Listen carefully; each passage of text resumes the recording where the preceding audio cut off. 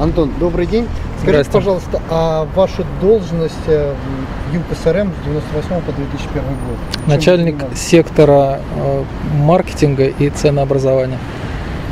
Расскажите, как вообще решили прийти на процесс, потому что, я так понимаю, обычно свидетель вызывает суд по требованию страны защиты либо страны обвинения.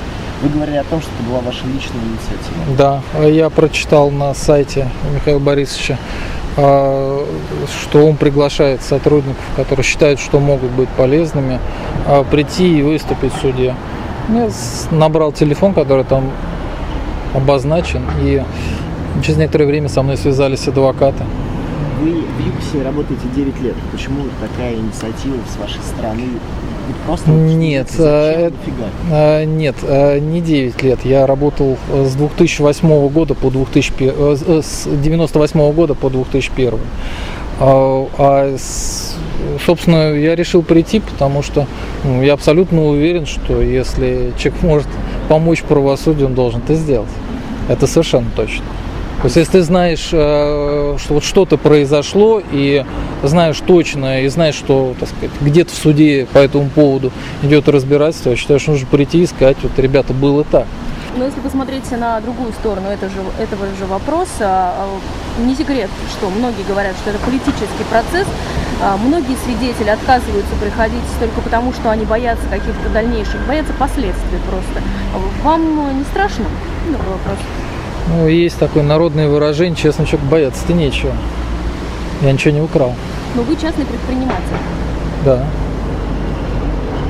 Скажите, пожалуйста, один из пунктов обвинения Ходорковского и Лебедева в том, что ЮКОС закупал по заниженным ценам у добывающих компаний.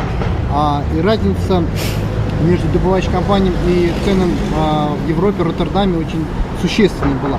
Скажите, пожалуйста, могла ли быть цена одинакова в Роттердаме и в России? Ну, я вижу это абсолютно невозможным, причем я абсолютно уверен, что любой человек может прийти к этому несложному выводу, посмотрев на цену 92-го или 95-го бензина на автозаправочных станциях British Petroleum в Москве и где-нибудь в Ганновере или в Салониках. У нас минимум в 3 раза цены на бензин ниже, чем в Европе. И при этом как может быть цена на сырье, из которой произведен этот бензин, в России и в Европе одинаковая, я себе чисто арифметически не представляю. Если говорить о рынках нефтепродуктов Европы и России, то поскольку Россия на 40% производит нефтепродуктов больше, чем она физически может потребить для собственных нужд на национальном рынке, то цена между Европой и Россией, она устанавливается, так скажем, по принципу сообщающихся сосудов.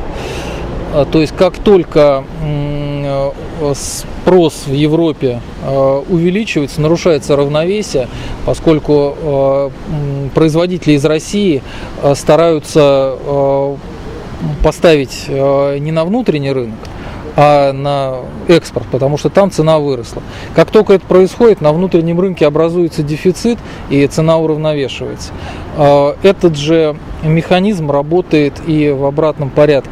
Когда в Европе цена падает, то экспортеры стараются снять объемы с экспорта и перенаправить на внутренний рынок.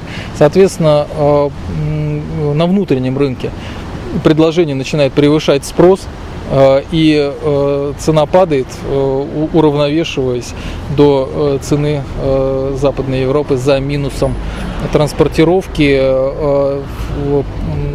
таможенной пошлины и внутренних налогов. Скажите, пожалуйста, обвинение считает Михаила Ходорковского и Платона Лебедева организованной преступной группировкой. Скажите, пожалуйста, Михаил Ходорковский, Платон Лебедев или другие руководители принуждали вас когда-либо что-то делать незаконное в ЮКСе? Ну, я вообще по службе с ними не был связан, но могу твердо сказать, что за время работы в ЮКОСе меня лично никто ни разу не принуждал к тому, чтобы я сделал не только что-то противозаконное, но и даже просто предосудительное. И такие факты в ЮКОСе были вообще? То есть Мне об этом ничего не известно. Я ни разу с этим не сталкивался, чтобы кого-то принуждали из известных мне людей сделать что-то противозаконное, или я бы назвал даже предосудительным. Еще такой вопрос. Действительно, то есть вы связались с пресс-центром Михаила Ходорковского, я так понимаю, потом беседовали с адвокатами. Как проистекала эта беседа? Были ли даны вам какие-то указания о том, как вести себя на допросе сегодня? Я встречался с адвокатами, и вопросы в основном задавали они. Насколько я могу судить, по крайней мере, у меня сложилось впечатление, что цель наших бесед была для них выяснить, насколько то, что мне известно, оно может быть полезно. То есть, насколько я вообще в курсе тех событий, которые являются предметом рассмотрения на данном процессе. Что касается таких попыток мне предложить, что если мы тебя спросим что-то, ты же скажешь это, то ничего похожего, и я могу сказать, что что-то такое произошло бы, я бы и выступать бы не стал. То есть мне совершенно претит мысль о том, чтобы быть актером в чужом спектакле. Эта мысль меня совершенно чужда, и для меня это неприемлемо. Поэтому это моя личная инициатива, а с адвокатами так как-то, я так понимаю, что с ними встретиться со мной, это была их работа для того, чтобы понять, парень, который позвонил, вообще в ЮКОСе работал, они меня там трудовую книжку посмотрели, и спросили а что ты делал-то, да? Может быть, я был завхозом, и показания завхоза, ЮКОСа на этом процессе, наверное, были бы едва ли уместны, они все-таки люди-то заняты, обвинения тоже, да и судья человек не праздный, работа за деньги налогоплательщиков. В общем, они просто спрашивали, что ты делал, за что ты отвечал. Антон, вы сегодня на заседании с абсолютной уверенностью сказали, что нефть не похищалась, по крайней мере, в тот период, когда вы работали в ЮКОСе с 98 по начало 2001 года. Как вы считаете, можно ли рассчитывать на то, что суд вынесет оправдательный приговор по этому делу? Мне кажется, что мы вообще вправе ожидать, что если факт хищения, который он никак не будет доказан, то, соответственно, обвиняемых должны оправдать. И по поводу того, что нефть не похищала, это я свидетельствую, этого точно не было. Поэтому, что касается именно этого пункта обвинения, то если вдруг по чаяния суд примет, вопреки моим показаниям, и показаниям других, куда более весомых, нежели я, свидетелей, примет решение, что они виноваты в хищении нефти, то это будет катастрофа для российского правосудия.